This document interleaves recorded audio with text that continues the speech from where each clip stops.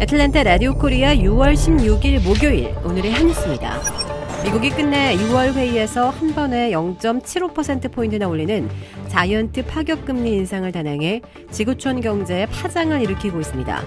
미 중앙은행인 연방준비제도는 40년 만에 물가 급등이 더 악화되자 0.75%포인트 파격 인상을 선택하고 앞으로도 0.75%포인트씩 연속 올리거나 1%포인트나 인상하는 공격적인 조치를 취할 것으로 시사했습니다. 이로써 미국의 기준금리는 단숨에 1.5% 내지 1.75%로 올라갔습니다. 나아가 올 연말에는 미국의 기준금리가 3.4%가 될 것으로 연준은 이날 수정 전망했습니다. 이는 앞으로 남은 7월과 9월, 11월과 12월 등 4번의 회의에서 1.75%포인트를 더 올릴 것임을 예고한 것입니다. 이에 따라 미국민들은 올 한 해에 3% 이상 올라가는 금리 인상에 따른 이자 부담이 가중되는 반면 5에서 6%대의 고물가 속에 2% 미만의 저성장에 시달리는 삼중고를 겪어야 할 것으로 경고되고 있습니다. 이렇게 가파른 금리 인상에 맞닥뜨린 미국의 주택 경기가 위축될 조짐을 보이고 있습니다. 미 상무부는 5월 주택 착공 건수가 전월보다 14.4%가 급감한 155만 건으로 집계됐다고 오늘 밝혔습니다. 이는 1년여 만의 최저치인데요. 월간 감소폭은 코로나19 사태 초기인 2020년 봄 이후 가장 컸습니다. 지난달 착공 건수는 블룸버그 통신에 집계한 전문가 전망치 169만 건을 크게 하회했습니다. 향후 주택 시장의 흐름을 가늠할 수 있는 지표인 신규 주택 허가 건수는 전월보다 7%가 감소한 170만 건으로 집계됐습니다. 이 허가 건수는 지난해 9월 이후 최저치인데요. 이날 발표된 수치는 주택 건설 시장이 글로벌 공급망 차질과 주택 담보 대출, 모기지 금리 급등으로 압력을 받고 있음을 보여준다고 분석됐습니다. 우연히 길바닥에 떨어진 돈을 보면 주어야 할지 모른 척 지나가야 할지 내적 갈등에 빠진 적이 누구나 한 번쯤은 있었을 것입니다. 하지만 적어도 미국에서는 안 줍는 것이 좋을 듯합니다. 단돈 1달러가 죽음의 유혹이 될 수 있기 때문인데요. 테네시주 보안관실은 페이스북을 통해 최근 바닥에 접힌 채 떨어진 1달러 지폐 속에서 펜타닐 등 마약이 발견되는 일이 잇따라 발생하고 있다고 안내하고 절대 돈을 건드리지 말라고 당부했습니다. 지역의 주유소 바닥에 떨어진 1달러 지폐를 주운 사람이 이리저리 접힌 지폐를 펼치자 정체불명의 흰색 가루가 나왔습니다.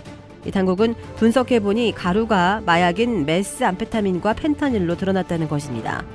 며칠 후에도 길에서 접힌 채 발견된 10달러 지폐에서 펜타닐이 검출됐습니다. 메스암페타민은 강력한 각성제로 우리에게는 필로폰으로 잘 알려져 있습니다. 펜타닐은 헤로인의 50배, 몰핀의 100배 진통의 효과를 지닌 마약성 약물로 소량만 복용해도 사망에 이르게 하는 독성이 있어 죽음의 마약이라는 별명까지 붙었습니다. 이 보안관실은 이 지폐는 매우 위험하니 특히 자녀들이 죽지 않도록 교육해달라고 요청했습니다. 접해 있는 지폐 속에 마약이 들어있는 것에 대해 누군가 이 돈을 경찰의 단속을 피해 마약을 운반하는 수단으로 쓰려던 것이 아니냐는 추측이 나오고 있습니다.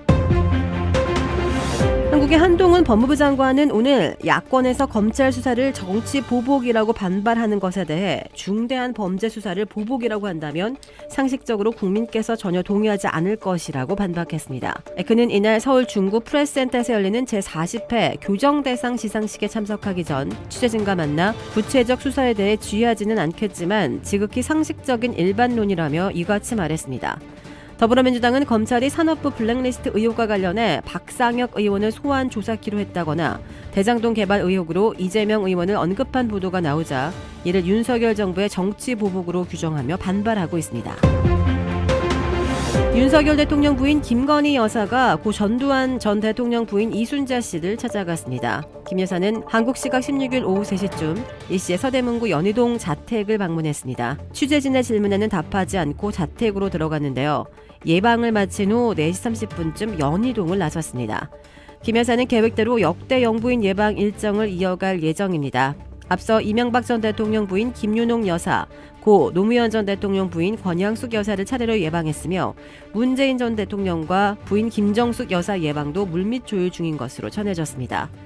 또한 김건희 여사가 국민의힘 중진 의원의 부인들과 오찬 모임을 가진 것으로도 확인됐습니다. 대통령실은 오늘 김건희 여사는 지난 14일 국민의힘 4선 이상 중진 의원들의 부인 11명과 용산 국방 컨벤션에서 오찬을 가졌다고 밝혔습니다. 이번 모임은 권성동 원내대표 부인이 대선 때 많은 의원이 고생했는데 먼저 중진 의원들의 부인들을 초청해서 인사하는 자리를 갖는 게 좋지 않겠느냐고 먼저 제안했다고 합니다. 이에 김 여사는 정말 그렇게 생각해줘서 고맙다며 사모님들 역할이 큰데 내가 당연히 그런 자리를 만들어서 감사 인사를 하고 싶다고 화답하면서 지방선거 직후인 약 2주 전에 약속이 잡힌 것으로 전해졌습니다. 김 여사는 이 자리에서 지난 대통령 선거와 지방선거를 치른 노고에 대해 감사를 표했다고 합니다.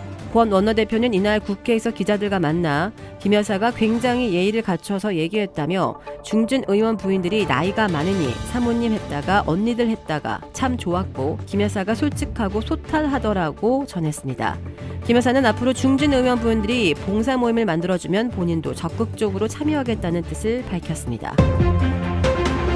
주택 구매뿐만 아니라 커머셜, 웨어하우스, 비즈니스 건물까지 부동산계의 큰손 이주환 부동산.